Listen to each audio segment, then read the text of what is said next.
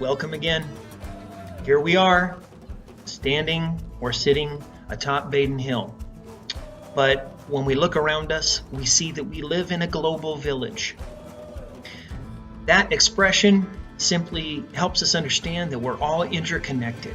And this video in our Eternity sequence is all about globalization. Now, globalization is something that really I did not hear mentioned until the 1990s. And in the 1990s, I was actually experiencing globalization firsthand. And the reason was I went as an English teacher to Taiwan. It was really my first time to cross over into another culture, another completely different culture. I had already studied in Germany, as I've mentioned before, but living in Taiwan and studying in Taiwan was a different ballgame altogether. What was really incredible to me was how similar things were in Taiwan. I expected everything to be different. And yes, there were many differences, but I looked around and there was Hardee's, fast food place that I remembered as a kid in the United States. Domino's Pizza, Pizza Hut, McDonald's. And in addition, everybody was wearing Nike shoes. Those are just some very, very minor examples. But, you know, when I was in Taiwan just recently, I was actually living on Roosevelt Road. And that's a name that goes back to the developments of World War II and the fact that President Roosevelt, FDR, was seen as a hero in China because he supported fighting against the Japanese in the Pacific, and basically that led to a kind of salvation for the Chinese people. Although they went through the communist revolution and their country was torn apart, and the leader that FDR supported, Chiang Kai-shek, we've already talked about how he was essentially a dictator and a ruthless strongman. But there is a road, and it's the main road in the capital of Taipei, or Taipei, and it's called Roosevelt Road. So it just reminds us how interconnected our world is. In the 1990s, many things were changing rapidly, and one of those was technology and the internet explosion. And I think maybe more than anything else, it's that explosion, that connection that has made our world such a small place. So let's talk a little bit about how this works. First, I want to talk about globalism. Now, globalism is different from globalization. Globalization is the process of making something global. And we can look around us and we can see that process happening. But globalism is really kind of a snapshot, and it's an attempt to understand the way that the world is connected. Globalism and globalization do go together, but we need to understand that globalization sometimes implies that this is what everyone wants, that the goal of our globe is to have globalization. And that isn't really true. We need to accept that there have been positive effects and negative effects of globalization especially over the past 70 years, and maybe even most intense over the last 30 years. Let's talk about something that was an obvious way to connect people, and this goes back to ancient times, and that is trade. We know that there were many trade routes that connected the world. Maybe the most famous is the Silk Road, going from Xi'an in China all the way to the Mediterranean Sea, places like Damascus and Lebanon, and that meant it was connected to the Roman Empire. A lot of people don't understand this. They don't know that ancient China and ancient Rome were actually trading partners.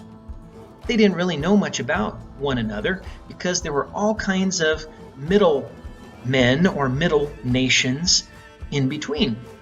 As products went from China in the east and traveled across Central Asia, and many of those places are very unforgiving in their geography. There are deserts to cross. There are mountains to traverse. And so trade has always been something that was a huge risk. But the benefits to people who invested and then were successful, the benefits were worth the risks. And so you had people investing huge amounts of money to send caravans along the Silk Road. And in the process, what happened was you didn't just have physical things that were traded, you also had ideas and cultures. And so throughout history, some people have promoted trade and other people have been worried that trade might impact them negatively. We need to talk about how the world has come together to trade and interact since World War II. The first organization that was established was the General Agreement for Tariffs and Trade, and it's called GATT. And GATT started in 1948 after World War II. Again, this process of rebuilding the world after World War II, people really were very intentional. They wanted to do it right. And so they wanted the world to come together. The idea is if you have people trading with each other, they're not going to fight each other. And so GATT eventually in 1994 became the World Trade Organization, and that was a huge breakthrough. More and more countries joined, including China. And that leads us to some ideas that we need to discuss quickly that have to do with beliefs about trade and politics. And the first one is neoliberalism. We're used to thinking of liberalism as having to do with the Democratic Party, the idea of having individual human rights. But liberalism, when we mean the economy, it means the government should have their hands off. We call it laissez-faire economics. Adam Smith and his Wealth of Nations get credit for that. And so neoliberalism just means bring that back.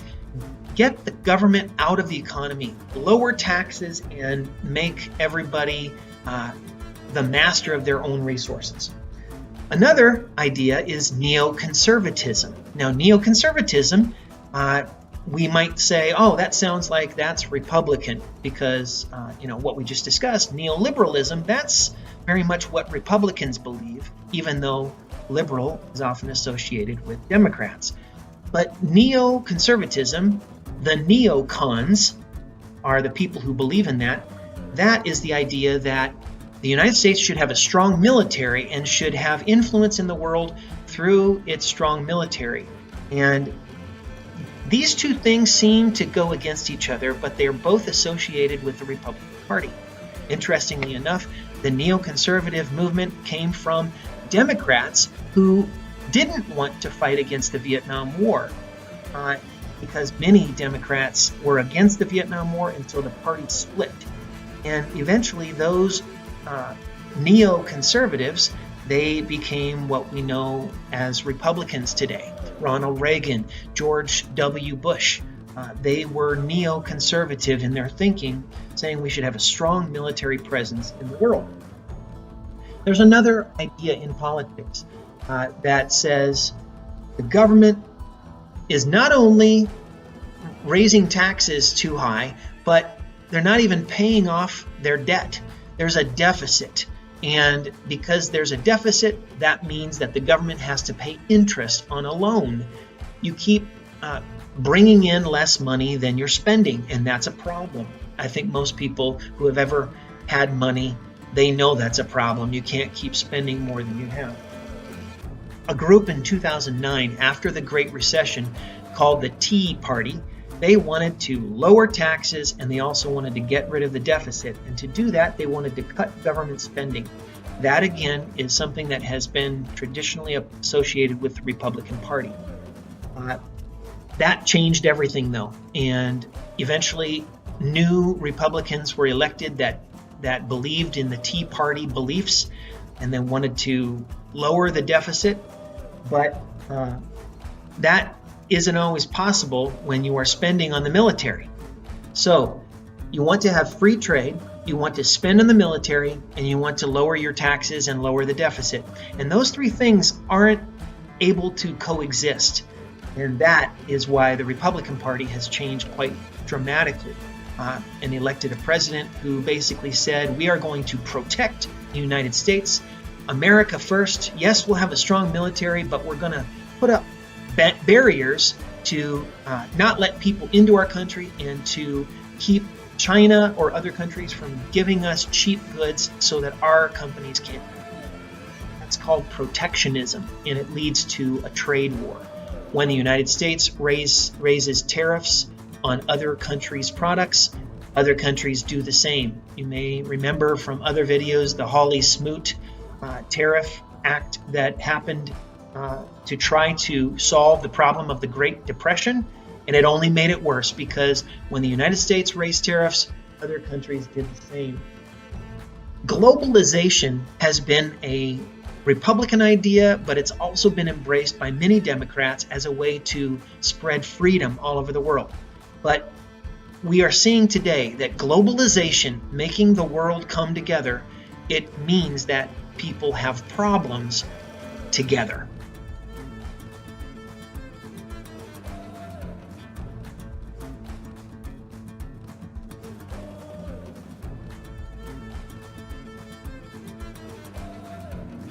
So I've already discussed a little bit the idea of free trade. Free trade means low tariffs. It means no trade barriers. And it means that you want workers that help your company or help your country. You want the workers to come in who will provide services and make everything work. For example, traditionally, many companies wanted workers to come into our country to be farm laborers. And many of those companies took advantage of those farm laborers. We've already talked about the United Fruit Company and Cesar Chavez. Yes, there are many abuses because of free trade. Companies want the cheapest labor that they can get because they'll make the most profit on their goods or their services. Fair trade is different from free trade. There are really two kinds of fair trade, though. One kind of fair trade is to help the countries that are not benefiting as much from globalization. The developing countries, they are producing cheap goods for cheap wages, and those goods end up coming to Starbucks. As a result, there was a movement largely in the 2000s and a little bit into the 2010s, and this movement promoted fair trade. And so you might see this if you go into a Starbucks or a Pete's coffee shop. You may see coffee labeled fair trade. And that means that the company has committed to pay farmers in the source countries more. That they agree to have a negotiation about a fair price to pay for that coffee or cocoa. There's so many things. Fruit, again. The idea of just getting cheap fruit is seen as being manipulative, and it's seen as being evil in the world. And so over the past 20, maybe 30 years, companies have wanted to have good PR, good public relations. And so they have worked out ways that they can pay farmers in those source countries, they can pay them more. One organization that works for social justice, and it goes all the way back to World War II. It's called Oxfam. It's a British nonprofit organization, but I mention it because I became aware of it at the same time that the fair trade movement was really gaining momentum. And Oxfam comes from where it was founded in Oxford, and it was to try to help a famine that was taking place in and this actually not a famine. It was during World War II, the Axis powers, specifically Germany, had occupied Greece. And the Allies didn't want anything to get through to that occupied place. They wanted to cut off supplies. But the problem was the Greek people were starving. And as a result, Oxfam wanted to work with the British government to get food relief into the people who were in Greece. So that was the beginning of the organization. Today, it's headquartered in Nairobi, Kenya. And that's significant. It shows that this is a global organization working to support fair trade, working to help people have social justice all over the world. So this is, again, kind of a grassroots movement. When we say grassroots, we mean it's from the bottom up. Rather than the government telling people what to do, it's the people kind of telling everybody in the world what to do and leading the way and trying to get people to give generously. It's a charity, but it's more than that. It's actually an organization that helps us rethink our understanding of globalization. So that's Oxfam, and it's important to consider when we talk about free trade and fair trade. What about trade agreements? There is one agreement in particular that came into effect in 1994, again, same time that the World Trade Organization was being established out of GATT. NAFTA came into force. And what's very interesting is that the Democratic president in the United States, Bill Clinton, he and his vice president, Al Gore, were two new Democrats. They were also called Blue Dog Democrats, and they were trying to change the thinking of the Democratic Party. Traditionally, back to FDR, and even before that, with people like William Jennings Bryan, who promoted progressivism and taking care of people and fighting against big companies. The feeling in the Democratic Party had been business is taking advantage of people, and we need the government to come in and save the day. Think of the Roaring '20s and all the abuses, and then the crash of the stock market and how people suffered, and then the government established the New Deal with FDR's plan, and people were saved. And so there was this mentality that the government should take care of people, and that business was out to get people and hurt people. This was very negative, and because people work for companies, people own companies, and so the Democratic Party had to be reshaped to support business within boundaries.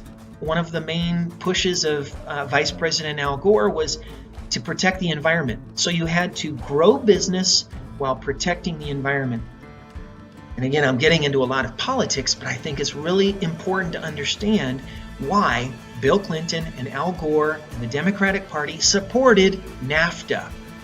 That's the North American Free Trade Agreement.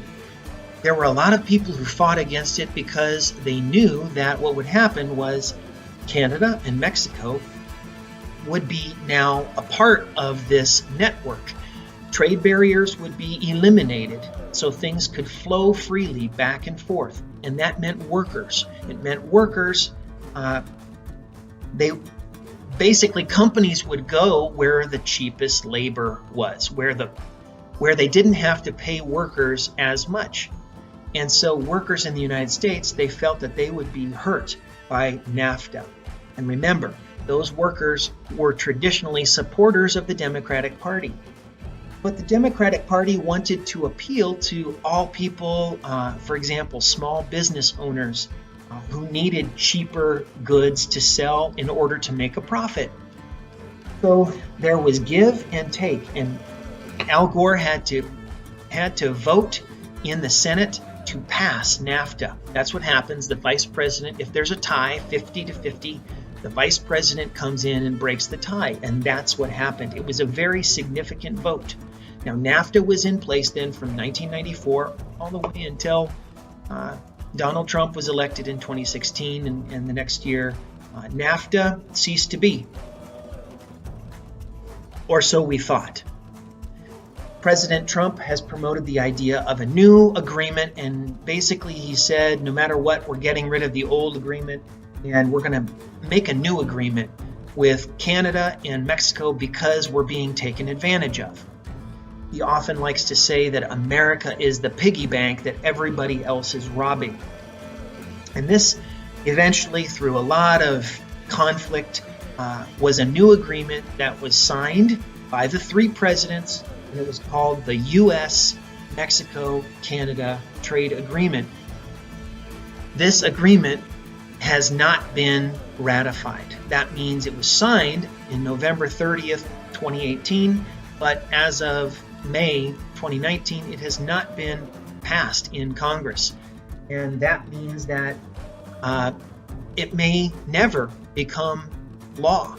And so NAFTA is still the agreement in our country, even though it seemed like things were going to change. In all honesty, the new agreement is not that much different from the old one. There are some adjustments because of changes in technology, and there are some statements in the agreement protecting the rights of workers in the United States, and that is a big part of why President Trump was elected, to protect workers' jobs. So that is how free trade and fair trade, that's how it affects the United States today.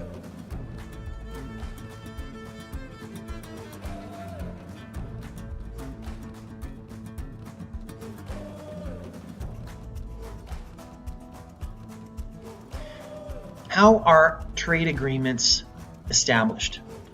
Obviously, countries talk to each other. We have the United Nations, where there's a big group. We also have a Security Council in the United Nations, which is a smaller group that discusses things. But when it comes to the economy, there are many other meetings or organizations that get together to discuss how to establish trade relationships. And I'm going to call these summits. A summit is obviously a mountain has a summit. It's the top part. And just know a summit is a meeting.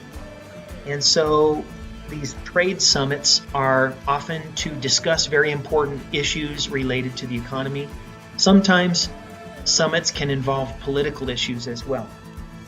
The most famous economic summit has been the G7. And this is the group of seven. So the G stands for group. And it was established in the early 1970s. And it came about because of the coming oil embargo because of the Arab-Israeli War of 1973. And so it started as Vice President Ford getting together with basically three other countries that were traditional allies. And so it was at first only a group of four. It was France, the UK, the United States, and Japan, because Japan was a rising power. And so it was a group of four. And what they wanted to do was make sure that things didn't collapse when oil was cut off because of OPEC's decision to reduce its supply as a way to punish the United States and Western countries for supporting Israel. So that eventually grew. It grew to include West Germany. And you know what? I misspoke. I'm sorry. I'm going to go back and correct myself. The first group of four was US, UK, France, and West Germany. Okay, and you can see how those are closely aligned because West Germany had been controlled by those three countries. Those were the three Western sectors. Then eventually it added Japan and Italy, and then that was G6, right? And then G7 was Canada. So those are the seven biggest economies according to the IMF. The IMF and the World Bank are twin organizations. They both help with the currency around the world. They control the monetary flow by lending money to countries that are needing to build things and develop things. And that was developed at the Bretton Woods Conference during World War II. So the G7 has been a core organization. They've come together annually and maybe even more than annually in a summit, and they discuss the economy, but they also discuss politics. That leads me to a strange thing that happened. After the fall of the Soviet Union, remember that the Soviet Union had been the arch enemy of Western nations, but with the fall of the Soviet Union, Russia became friendly to the United States and Western Europe. And so gradually, Russia was invited to participate as an observer, and then they were allowed full membership in this club of nations, even though their economy was nowhere near Italy's or Japan's. And so it became known as the G8. And the G8 was powerful through the early 2000s. It seemed like everything was moving in the right direction.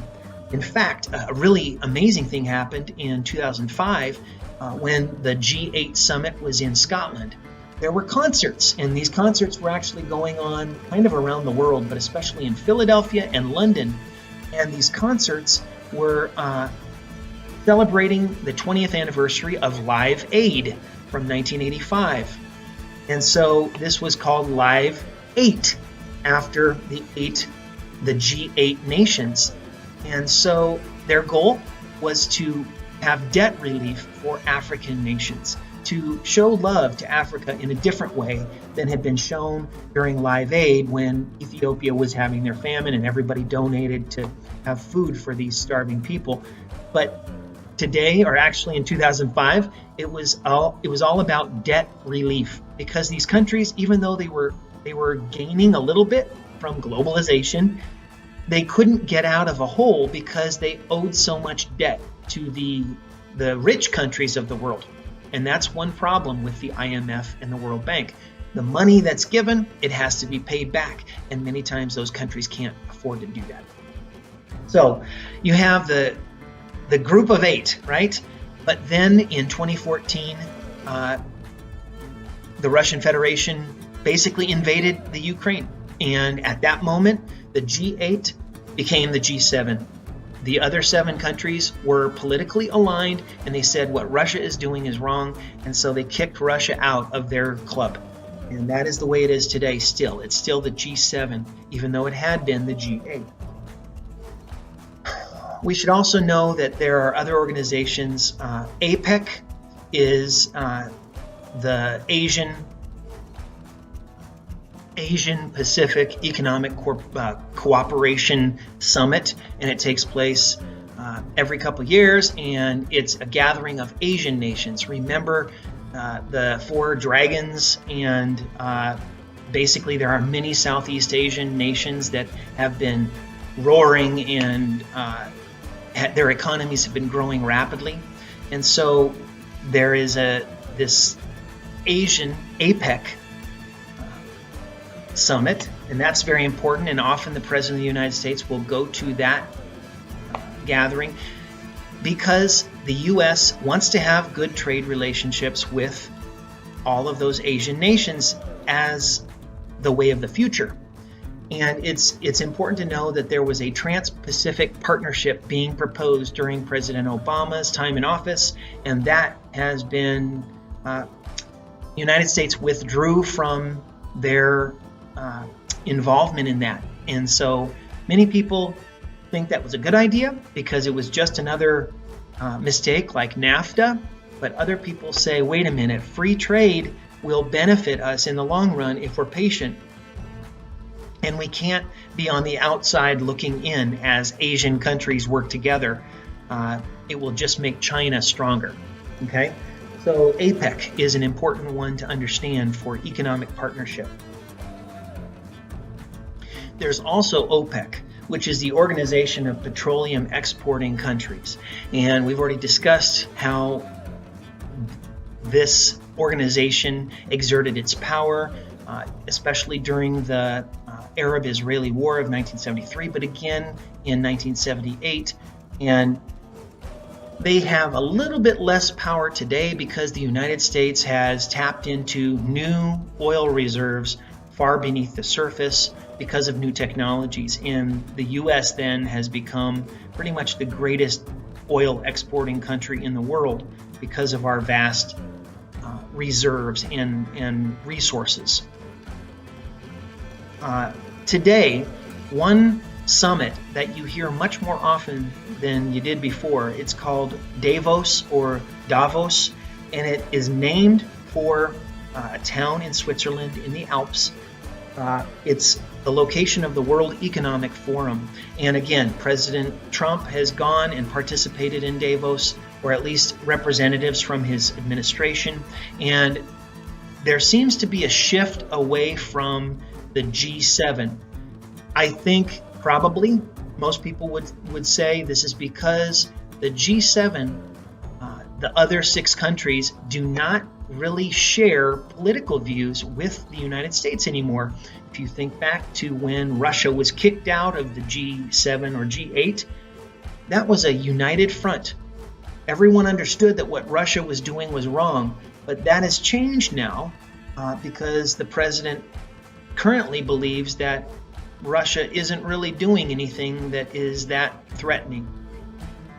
And so, because of the political disagreement, the G7 is declining in importance, and other meetings are gaining importance, and that would include Davos. Media and intellectuals and business leaders are also a part of Davos, and so it's a very interesting cultural moment when that gathering happens and people discuss the economy and what the future might hold and what they can do to improve things. Finally, we have the G20. Now, this is the sign of the times, and this is really what was happening when the G7 was just representing the biggest economies, but the G20 is representing far more people. In fact, 90% of the gross domestic product of countries around the world, 90% is represented in the G20. And so that would be 19 countries plus the European Union.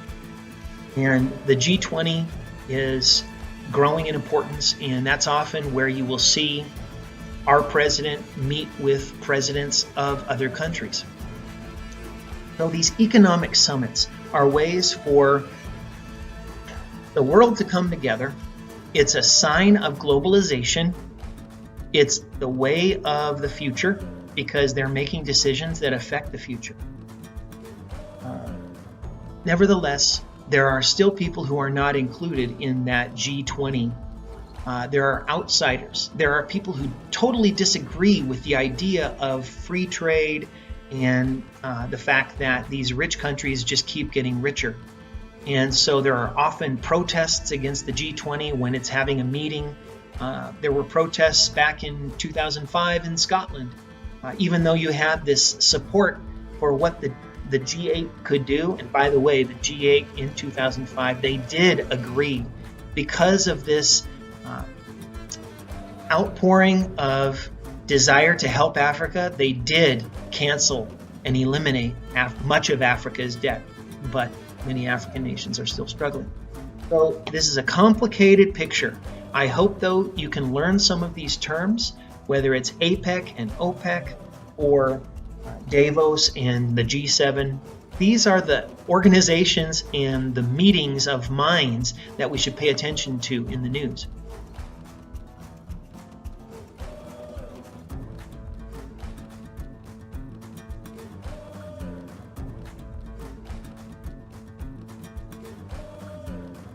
Now it's time for us to hit some major points regarding what's going on in the world as I make these videos, and probably this will be the case for at least a decade. Let's talk more about Russia.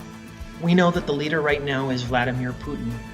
Vladimir Putin has recently been elected to his 4th term as president. That makes us think of FDR.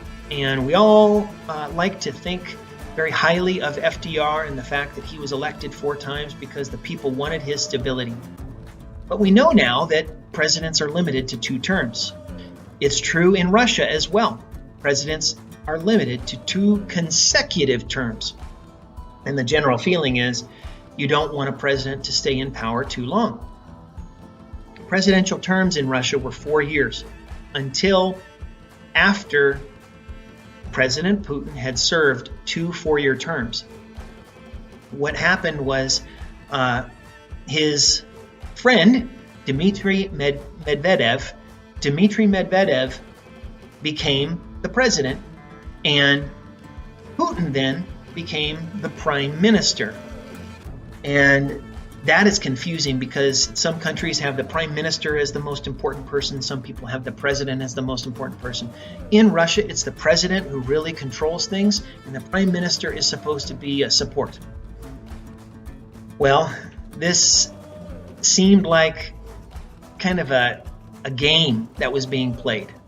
And it was clear that Medvedev was working together with Putin. So even though there was a different president, it was still Putin, Vladimir Putin, running the show.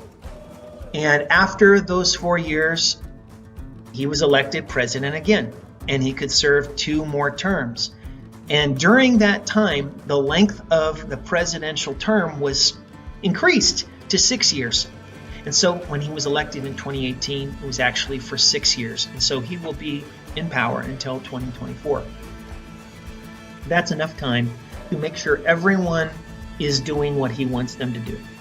Generally speaking, it appears that he has great support.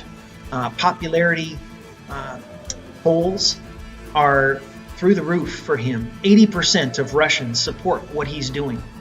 He's usually elected with 70% of the vote, which is unheard of in the United States. Usually in the United States, it's 45% would, elect somebody president. The thing is, Vladimir Putin was a high-ranking official, a lieutenant colonel in the KGB. He has been a part of the Cold War mindset, and he has always seen the United States as an adversary, as an enemy. He was very effective at making Western nations like him and even support him and invite him to be a part of, the G8. But over time, it became clear that he was a dictator. There were human rights abuses. There were journalists that were kidnapped or even killed. 3 people in particular need to be mentioned. First is basically the richest man in Russia, and he spoke against Putin, and as a result, he was put on trial, and the charge was income tax evasion, and he was convicted and put in prison, and his name was Mikhail Khodorkovsky. And Khodorkovsky today is probably the most vocal opponent of Vladimir Putin. The second man is Boris Nemtsov. Boris Nemtsov was a very influential opposition politician in Russia and very popular. He had served in the government and seemed to be maybe a rival for Putin. He was walking by the Kremlin, which is the head of government, be like walking by Congress or walking by the White House. And he was shot in a drive-by shooting, and his killers were never found. Because of the pattern that has been developing, it's very clear that the government has been behind these killings and these situations where people are put in prison if they're speaking out against the current president. The third man is Alexei Navalny. Alexei Navalny is currently the main opposition leader. He too was charged with income tax evasion and doing corrupt things within his company. Nothing was substantiated. It seems like it was a trumped up charge, and as a result, he was convicted, but he was not put in prison. And Navalny is constantly pushing, using the internet, to get people together to protest, and he wants to run for office, but because he's been convicted, Russian law has been changed so that he can't run for office, at least not for a certain number of years. It's clearly some kind of game that's being played to keep any opposition from gaining power against Vladimir Putin. We also need to talk about Xi Jinping. Just briefly, just know that Xi Jinping, the General Secretary of the Communist Party in the People's Republic of China. He has been gaining power. He has been solidifying his power. He has been basically squashing any dissent against his government. He's been squashing freedom of speech, and this shows that basically he wants a new nationalism in China, and he has been pushing China's interests in the South China Sea. And it's very clear that if there was ever a time where there would be freedom of speech in China, that time is not now. It may have been before, and who knows if it will come again. But this is the new China that Xi wants to create. He wants to make a place that other nations respect.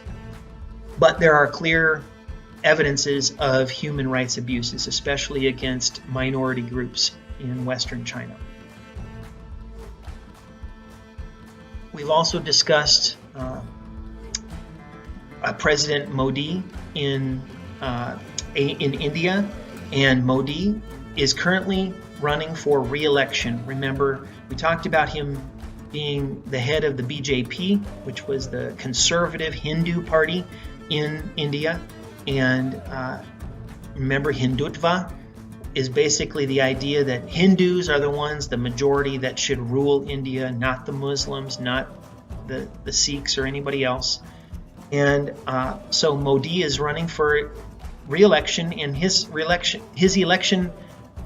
the election results will come out in the next week.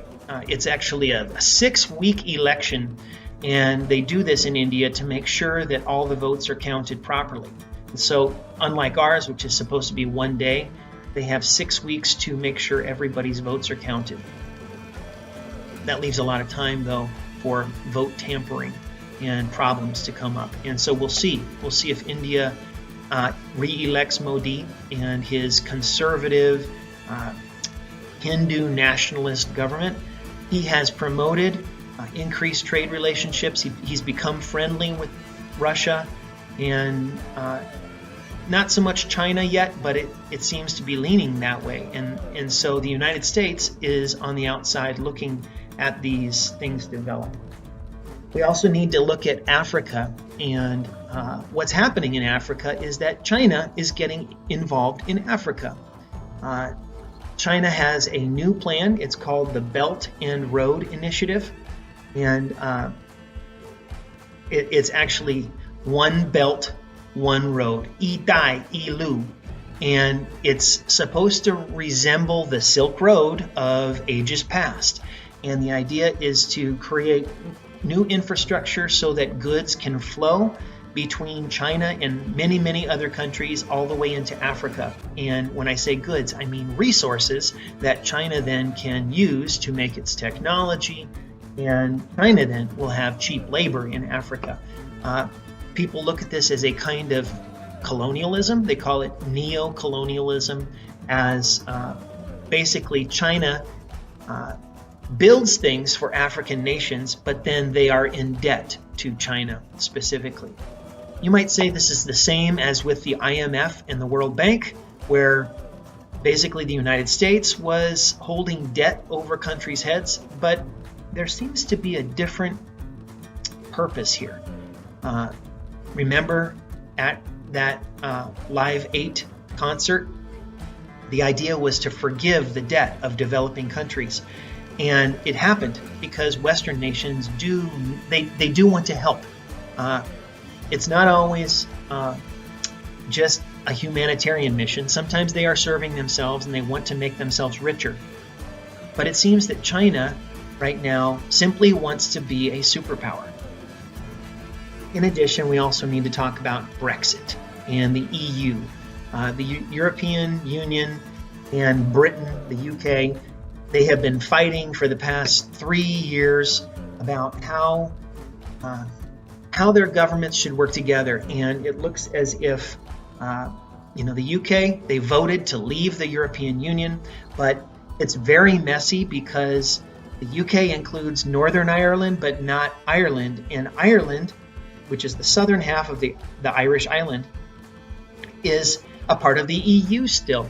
And so the question is about the border between Northern Ireland and Ireland. And neither the UK or the European Union want to go back to a hard and fast border, a wall between Northern Ireland and the Republic of Ireland. And so there's just this stalemate, this impasse, we would say, that keeps this Brexit from happening. Brexit, of course, stands for British exit, and it's not happening, and we'll see where that goes, because Europe right now is in conflict and disarray, and they're not able to take a leadership role as things change around the world.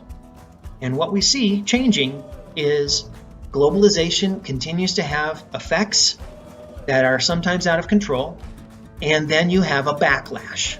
As you have movements of peoples, you have bad things that happen, and then countries want to go back to the good old days, and you have nationalist movements that say, get rid of the immigrants, get rid of these policies of globalization, and let's just, be our own country. And that's why the UK voted to leave the European Union, because too many immigrants were coming in, especially from the Syrian civil war. So we'll see where that leads.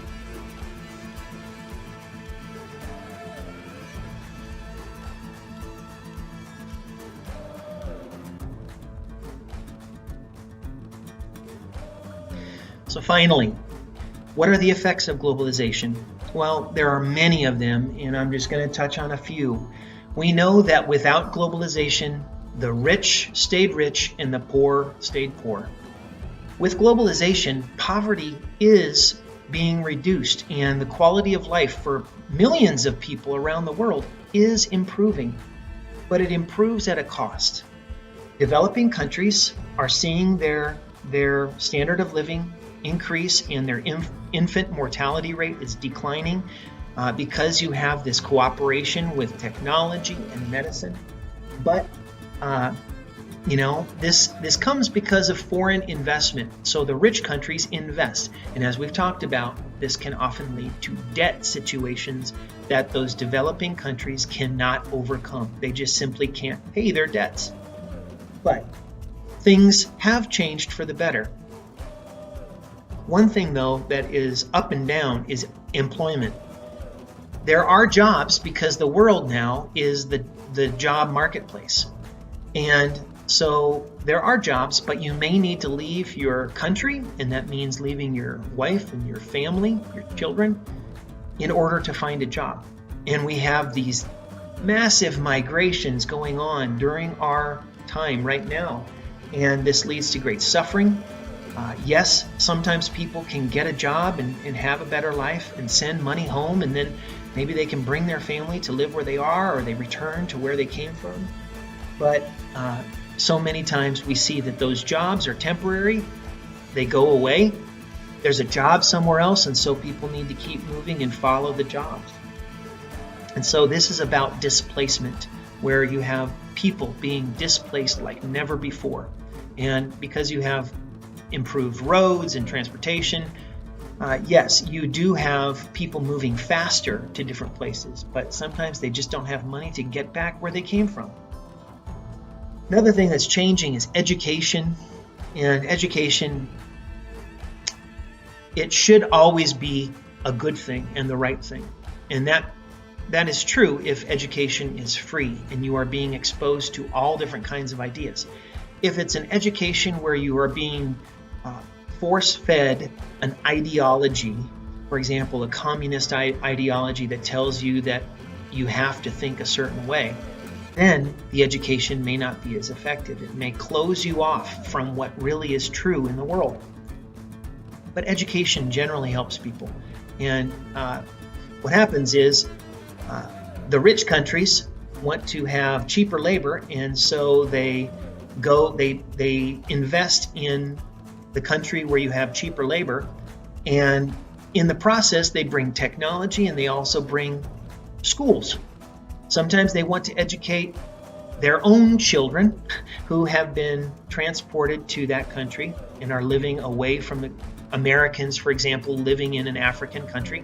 And so they want to build a nice school for their children. And then other people go to that school, and they're educated and they are local people, and then those local people who are educated, they start their own schools, and so education does diffuse. Diffuse means to spread throughout a society.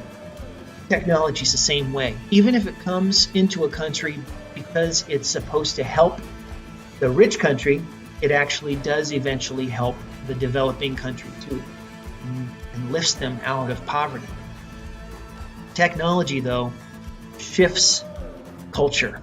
When you are exposed to things that you've never been exposed to before, we see it just with the coming of the tablet and the cell phone, where we can watch movies in our hand and that's all we ever want to do. It changes cultures, and traditional cultures that didn't have any of that technology, they are abandoned for things that seem flashier and shinier and more fun and maybe more effective for giving you money. And you also have dietary shifts. People are not eating the same things anymore because as they get a little bit more money, they can buy meat, and then they have to raise cows, and those cows may not be the healthiest thing for them to eat. It may be worse than the diet that they had before. And so you have illnesses that come into a society because of this globalization. Finally, you have environmental damage. And we've already discussed this with the harvesting of precious minerals in Africa to use for technology. You have incredible damage to the environment. And you also have, because of those roads and networks that are built, you have groups that can travel along those networks, and they are unknown and unseen, but they intend to harm people in the rich countries or the countries that they think are oppressing them. And so you have terrorism. And this is something that is a threat to us as we open our borders and as we open ourselves to new ideas. We are vulnerable. And so we have to have a sense that we can trust each other. And this is difficult in our day and age. Thanks for watching this long video. I hope it's been helpful to think about the things that are going on in our world as our world becomes a global village.